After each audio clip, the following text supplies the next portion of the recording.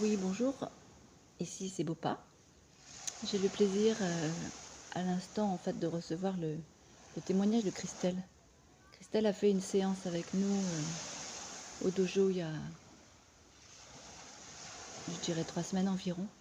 Et elle nous a fait un témoignage écrit qu'elle m'a livré et qu'elle est OK pour partager sur la chaîne YouTube. Donc son premier bilan après 10 jours et après une séance pour le moment. Elle n'en a pas refait d'autres parce qu'elle a été assez bousculée.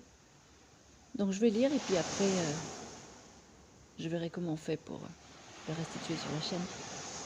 Donc son premier point, je ne prends plus de compléments alimentaires chimiques de laboratoire, dit-elle. Mon mental s'est détaché de la peur des carences. En revanche, elle continue à prendre de la spiruline, de l'eau de Quinton, de la sève de bouleau lactofermentée. Mais ça lui va. En point 2, elle nous a mis. En une semaine, j'ai fait 3 gros extras. Avec beaucoup d'alcool et de nourriture, c'est pas top. En temps normal, elle aurait dû prendre quelque chose comme 2 kg, alors que là, elle en est à plutôt moins 2 kg. Donc elle se rend compte qu'elle a une élimination rapide et pas de gonflement jambes et ventre. Le X sont quelques boutons, sans doute dus aux amonctoirs, dit-elle, qui fonctionnent à plein régime. Au point numéro 3, lors d'une soirée, dit-elle, lors d'une soirée dansante, je me suis totalement éclatée sur la piste de danse, sans avoir peur des jugements. Et elle avait très peu bu. Pourtant, elle avait très peu bu. En temps normal, il lui aurait fallu 3 grammes pour commencer à bouger. Mais là, ce n'était pas le cas. Donc elle résume en disant que pour ces 3 points, il y a un meilleur lâcher-prise et un meilleur métabolisme. Et sinon, au niveau psychique, elle rajoute des choses un peu étranges et personnelles. Elle n'était pas forcément certaine que ce soit la résultante du Katsugen Indo, de ces mouvements libres. Mais elle dit peut-être plutôt les énergies du moment, effectivement, au cas où elle expose quand même, et je les partage avec vous. Depuis quelques jours, elle regarde et elle écoute en boucle 2 vidéos sur YouTube, des chansons, qui la ramènent à un certain passé douloureux.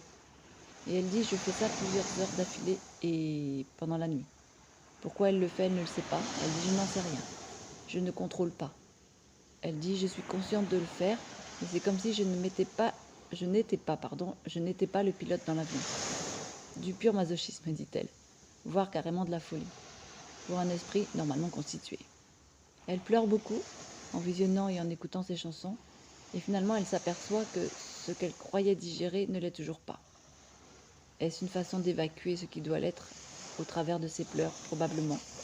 Voilà, c'est une affaire effectivement, comme elle dit, à suivre.